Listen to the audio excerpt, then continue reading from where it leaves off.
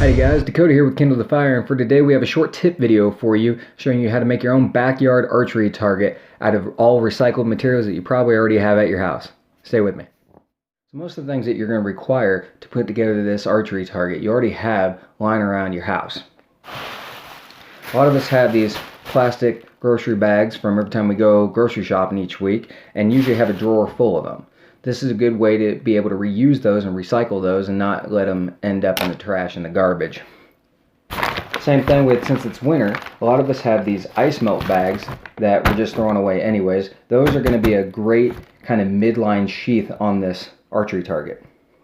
Scissors, paint, tape, that stuff you probably have lying around in a drawer as well. The only thing that you don't normally have at your house that you'll have to actually go out and get is a piece of burlap. Now you could go buy burlap at a craft store, or if you would like to get it for free, you can usually find small coffee companies and coffee shops that give these away for free. They have their bean come in them, they have no use for them really at the end of it, so normally they'll give them to you for free. This one right here I got from the guys over at Great Basin Coffee. Wonderful guys, awesome guys. They're, just starting out, and their product is fantastic. They really are. So shout out to those guys. So the first thing that you're going to want to do is you're going to want to decide how big your archery target is going to be.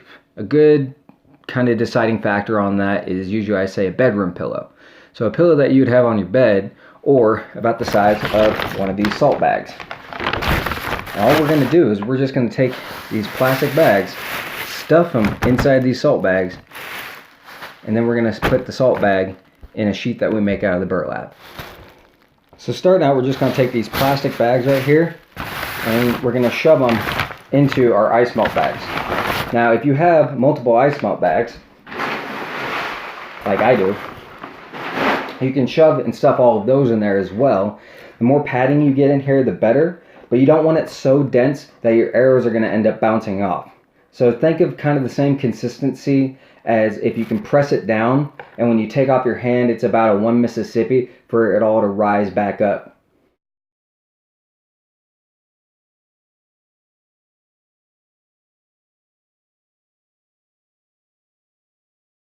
You can already see as I'm starting to stuff it that it is starting to take its shape right here, as far as kind of giving it some body to it. Right now I can press it down and it's getting a little firm, so we're starting to get to about where I want.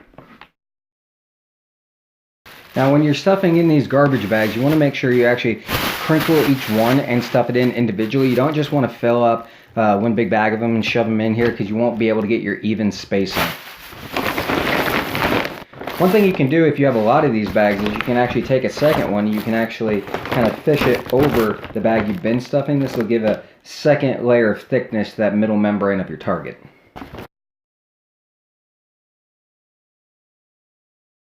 Alright, so now my target bag has the shape that I wanted on it. It's about, I don't know, I'd say 8 inches thick maybe. It's a good thickness on it. It's what normal archery targets come at. So now my next step is I need to go ahead and get my tape out. I need to seal the sides and put tape over just to compress it down just a hair. Now because it's the tape I have Gorilla Tape. You can use duct tape, you can even use packing tape on this if you want. Really just use whatever you have in your home. There's no need to go out and buy something to do this project.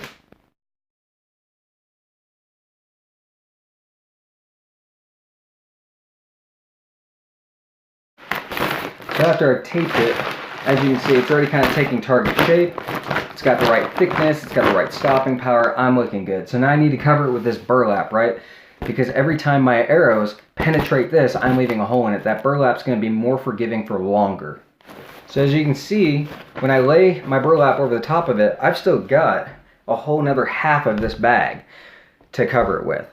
It's definitely more burlap than I need, but I don't necessarily want to cut it and waste it and throw away the burlap. So what I'm going to do is I'm actually going to slide the bag into the burlap long ways, fold the burlap over it, and I'm going to tape the excess burlap on the back side of it. That way when the burlap on the front wears out, I can just go ahead and pull it tighter and snip off the worn out part, and my bag is still able to be used. So most burlap bags already come with a torn hole, usually where the company has opened it up to pour out the bean, but what you need the scissors for is just to go ahead and open that hole up wider, big enough so that way you can actually slide the bag in. So as you can see, I still have all that burlap right there. So that's going to be nice. I'll just wrap it around, tuck it on the backside, and tape it in place. And I don't have to worry about cutting this to size. And again, when this wears out from shooting, I can just simply snip off the worn out area and then move it over to where my new area is. So now I'm just going to tuck and fold and try and pull all of this in tightly. One thing you can do is if you do have a stapler, or if you have a staple gun, you can also use that and staple along the edge to kind of pull and help hold everything in tight.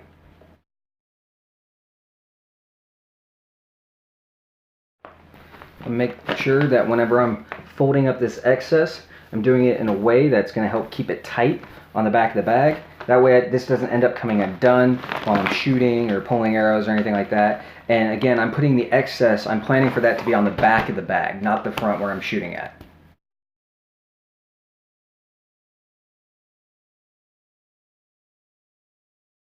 Alright, so once you've got it all done up and taped up and you've got everything tucked in where you like it and it's nice and stiff for you, really all that's left is take some paint or take some colored Sharpies, take whatever you got, do a dot, do a circle, do a whole crosshairs, whatever kind of target, image you want to put on there to shoot at.